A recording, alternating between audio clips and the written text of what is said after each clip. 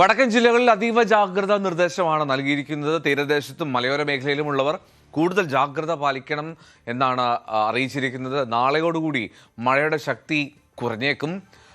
കോഴിക്കോട് വെള്ളക്കെട്ടിൽ വീണ് ഗുരുതരമായി പരിക്കേറ്റ കുട്ടി ചികിത്സയിലായിരുന്നു. 2 വയസ്സുകാരൻ കുഞ്ഞു മരിച്ചു. കാപ്പാട് കണ്ണങ്കടവ് പടിഞ്ഞാറെ മോസക്കണ്ടി വീട്ടിൽ ഉള്ള കുഞ്ഞാണ് മരിച്ചത്. MS അനീഷ് കുമാറിൻ്റെ റിപ്പോർട്ടിലേക്ക്. കഴിഞ്ഞ 2 ദിവസമായി കനത്ത രീതിയിൽ മഴ പെയ്ത കോഴിക്കോട് ജില്ലയുടെ വിവിധ മേഖലകളിൽ ഇന്ന് മഴയ്ക്ക് നേരിയ ശമനം ഉണ്ടായിട്ടുണ്ടെങ്കിലും വരുന്ന മണിക്കൂറുകളിൽ കാര്യമായി തന്നെ മഴ പെയ്യും എന്ന പ്രവചനമാണുള്ളത്. ജില്ലയിൽ ഇന്ന് ഓറഞ്ച് അലേർട്ട് പ്രഖ്യാപിച്ചിരിക്കുകയാണ്. ഇന്നലെ ജില്ലയുടെ വിവിധ മേഖലകളിൽ വലിയ വെള്ളക്കെട്ടും മലവെള്ളപ്പാച്ചിലും അടക്കം രൂപപ്പെട്ടിരുന്നു. ഏറ്റവും പ്രധാനം ഈങ്ങാപ്പുഴ അടക്കം താമരശ്ശേരിയുടെ മേഖലകളായിരുന്നു. ഈങ്ങാപ്പുഴയിൽ മണിക്കൂറുകളോളം ദേശീയപാതയിൽ ഗതാഗതം നിലയ്ക്കുന്ന രീതിയിലേക്ക് കാര്യങ്ങളെത്തി. പിന്നീട് മഴ തോർന്നതോടുകൂടിയാണ് ദേശീയപാതയിലെ ഗതാഗതം പുനഃസ്ഥാപിക്കാൻ കഴിഞ്ഞത്. താമരശ്ശേരി ചുരത്തിൽ വലിയ നിയന്ത്രണങ്ങൾ അധികൃതർ ഏർപ്പെടുത്തിയിരുന്നു. കനത്ത മഴയെ തുടർന്ന് റോഡിലേക്ക് മണ്ണിടിഞ്ഞു വീഴുകയും മരങ്ങൾ കടപുഴകി വീഴുകയും ചെയ്യാനുള്ള സാധ്യതകളെ തുടർന്നാണ് സ്വകാര്യ വാഹനങ്ങളും ഭാരവാഹനങ്ങളുമൊക്കെ പോകുന്നതിന് കൃത്യമായ നിയന്ത്രണങ്ങളുണ്ടായിരുന്നു. സർക്കാർ വാഹനങ്ങൾക്കും ഒപ്പം ആംബുലൻസുകൾ, KSRTC ബസ്സുകൾ എന്നിവയ്ക്കായിരുന്നു കൂടുതൽ അനുമതി ആ വഴിയിൽ ഉണ്ടായിരുന്നത്. ഒപ്പം 28-ാം മൈൽ മുതൽ തലയാട് വരെ മലയോര ഹൈവേയിലും വാഹനങ്ങൾക്ക് നിയന്ത്രണം ഏർപ്പെടുത്തിയിരുന്നു. കനത്ത മഴ പെയ്യും എന്ന മുന്നറിയിപ്പുള്ളതിനാൽ മതപഠനങ്ങൾ മദ്രസകളുടെയും സൺഡേ സ്കൂളുകളുടെയും ഒക്കെ പഠനവും ഇന്ന് സർക്കാർ കർശനമായി നിരോധിച്ചിരുന്നു. ഒപ്പം കക്കയം ഡാമിലെ ജലനിരപ്പ് ഓരോ നിമിഷവും ഉയർന്നുകൊണ്ടിരിക്കുകയാണ്. ഇന്നലെ ബ്ലൂ അലേർട്ടും ഇന്ന് ഓറഞ്ച് അലേർട്ടും ഡാമിൽ പ്രഖ്യാപിച്ചിരിക്കുകയാണ്. അണക്കെട്ടിൽ ജലപരിധി കുറച്ചുകൂടി എത്തിയാൽ അണക്കെട്ട് തുറന്നു വിടുന്നതിനുള്ള നീക്കങ്ങളാണ് നടത്തുന്നത്. പൂനൂർ പുഴയിലും ഒപ്പം ജലനിരപ്പ് ഓരോ നിമിഷവും ഉയർന്നുകൊണ്ടിരിക്കുന്ന സാഹചര്യമുണ്ട്. പൂനൂർ പുഴയിൽ ജലനിരപ്പ് ഉയർന്നതുകൊണ്ട് തന്നെ താഴ്ന്ന പ്രദേശങ്ങളിൽ, കോഴിക്കോട് നഗരത്തോട് ചേർന്നുള്ള താഴ്ന്ന പ്രദേശങ്ങളിൽ വെള്ളം കയറുന്ന കാഴ്ചയാണ് നമുക്ക് കാണാൻ കഴിയുന്നത്. നമ്മളിപ്പോൾ നിൽക്കുന്നത് കുറ്റിക്കാട്ടൂരിലാണ്. ഈ പറമ്പിൽ ബസാർ അടക്കം ഈ പൂനൂർ പുഴയിൽ നിന്നും വെള്ളം ഒഴുകി വരുന്ന ഇടങ്ങളിലൊക്കെ വെള്ളക്കെട്ട് അനുഭവപ്പെടുന്നു. നമ്മളിപ്പോൾ കാണുന്നത് ഒരു ഫർണിച്ചർ കടയാണ്. ഈ ഫർണിച്ചർ കടയിൽ വലിയ തോതിലുള്ള സ്റ്റോക്ക് ഉണ്ട്. പ്രത്യേകിച്ചും ഓണക്കാലമൊക്കെ ആയതിനാൽ തന്നെ വലിയ കച്ചവടം നടക്കുന്ന സാഹചര്യമാണ്. കോഴിക്കോട് ജില്ലയിൽ തന്നെ ഏറ്റവും അധികം ഫർണിച്ചർ ബിസിനസ് കേന്ദ്രീകരിച്ചിരിക്കുന്ന ഒരു സ്ഥലം കൂടിയാണ് ഈ കുറ്റിക്കാട്ടൂർ. ആ ഒരു കട പൂർണ്ണമായും വെള്ളത്തിൽ മുങ്ങിക്കിടക്കുന്ന ഒരു കാഴ്ചയാണ് നമുക്ക് കാണാൻ കഴിയുന്നത്. നമുക്ക് ഒരുപക്ഷെ ഈ കച്ചവടക്കാരോടൊക്കെ തന്നെ ചോദിക്കാം. അവരുടെ ഒരു കച്ചവടത്തെയൊക്കെ വളരെ ദോഷകരമായി ഇത് ബാധിക്കുന്ന ഒരു സാഹചര്യമുണ്ട്. ഓണക്കാലമൊക്കെയാണ്. ഒരുപാട് സ്റ്റോക്കൊക്കെ പലരും സംഭരിച്ചു വെക്കുന്ന ഒരു സമയം കൂടെയാണ്. ഇപ്പോൾ പതിവായി തന്നെ മഴക്കാലം എത്തുമ്പോൾ ഇവിടെ മുഴുവൻ ജലം കൊണ്ട് നിറയുന്ന അല്ലെങ്കിൽ ഒരു വെള്ളപ്പൊക്കം ഉണ്ടാകുന്ന അവസ്ഥയിലേക്ക് തന്നെ കാര്യങ്ങൾ നീങ്ങുന്നുണ്ട്. ചേട്ടാ, ഇത് എപ്പോൾ മുതലാണ് ഇതുപോലെ വെള്ളക്കെട്ട് തുടങ്ങിയത്? ഇന്നലെ മുതലൊക്കെ തന്നെ ഉണ്ടായിരുന്നു? ഇത് ഇന്നലെ അർദ്ധരാത്രി തന്നെ നമുക്ക് സംശയം ഉണ്ടായിരുന്നു. നമ്മളൊക്കെ ഇവിടുത്തെ കച്ചവടക്കാരാണ്. അപ്പോൾ വെള്ളം കയറുന്നുള്ള ഒരു ഇതിൽ നിന്നിരുന്നു. കാരണം പല മലയോര പ്രദേശത്തൊക്കെ വെള്ളമുള്ളത്, ആ വെള്ളം ഒന്നായിട്ട് ചാലിയാറിലേക്ക് വരുമ്പോൾ അത് ഇവിടെ ഇതിന് തൊട്ട ബാക്കിൽ തന്നെ മാമ്പുയലേക്ക് പോകണ തോടാണ്. ആ തോടൊക്കെ ചാലിയാറിലേക്കാണ് പോകുന്നത്. അപ്പോൾ ചാലിയാർ സ്വാഭാവികമായിട്ടും കര കവിഞ്ഞ് ഒഴുകുമ്പോൾ ഇവിടെ വെള്ളം ബ്ലോക്കാവും. അപ്പോൾ ആ ഒരു ഇതുകൊണ്ട് തന്നെ നമ്മളെല്ലാവരും അതിന് മുൻകരുതലൊക്കെ എടുത്തിക്കാണ്. പക്ഷേ എന്നിരുന്നാലും ഫർണിച്ചർ അടക്കമുള്ള കച്ചവടക്കാരാണ് അധികമുള്ളൂ. 100 കണക്കിന് വ്യാപാരികൾ ഇപ്പോഴും വെള്ളത്തിലാണ്. അപ്പോൾ തന്നെ ലക്ഷക്കണക്കിന് രൂപയുടെ നഷ്ടമാണ്. പ്രത്യേകിച്ച് ഞായറാഴ്ചയൊക്കെ പ്രത്യേകിച്ച് നമ്മുടെ ഈ ഏരിയയിലൊക്കെ നല്ല വ്യാപാരം നടക്കുന്ന ദിവസമാണ്. അതുകൊണ്ട് തന്നെ ലക്ഷക്കണക്കിന് രൂപയുടെ ഫർണിച്ചർ കച്ചവടമൊക്കെ നഷ്ടത്തിൽ സംഭവിക്കുന്നു.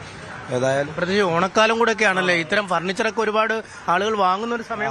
അതാണ് സീസണാണ്. പ്രത്യേകിച്ച് നമ്മുടെ മാർക്കറ്റുകളൊക്കെ സജീവമാകുന്ന സമയമാണ്. ഓണം ഓഫർ അതുപോലെ എല്ലാം നൽകിക്കൊണ്ട് നമ്മൾ ഉപഭോക്താക്കളെ ആകർഷിപ്പിക്കുന്ന സമയം കൂടിയാണ്.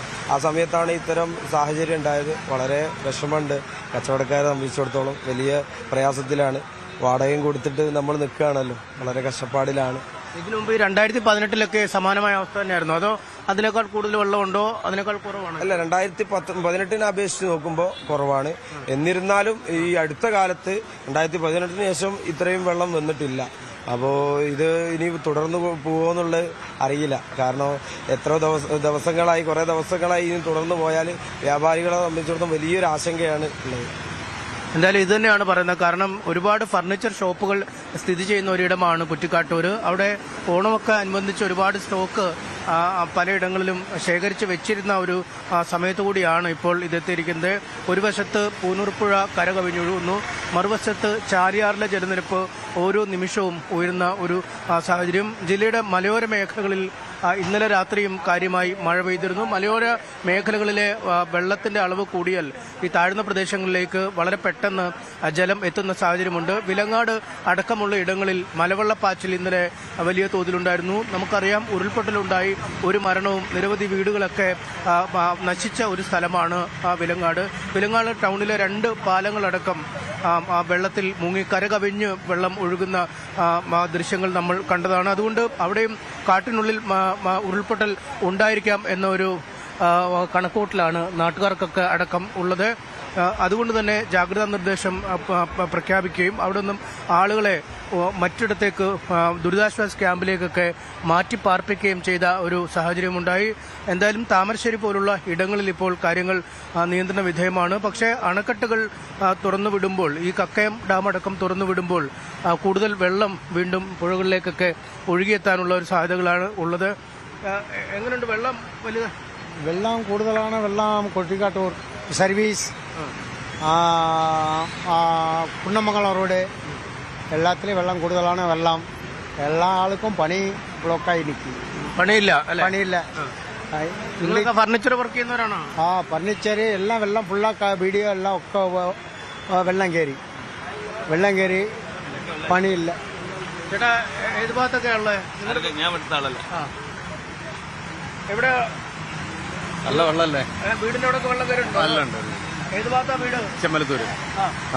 നല്ല നല്ല 18-ലുള്ള പോലൊക്കെ തന്നെ ആയിരിക്കും അല്ലേ? ഇല്ല, അത്രയ്ക്ക് എത്തിയില്ല, എന്നാലും വരുന്നുണ്ട് എന്തായാലും. ഫർണിച്ചർ കടകളൊക്കെ വലിയ നാശം. അതെ. ഇറച്ച മില്ല് ഫുള്ളാ വെള്ളം കയറി.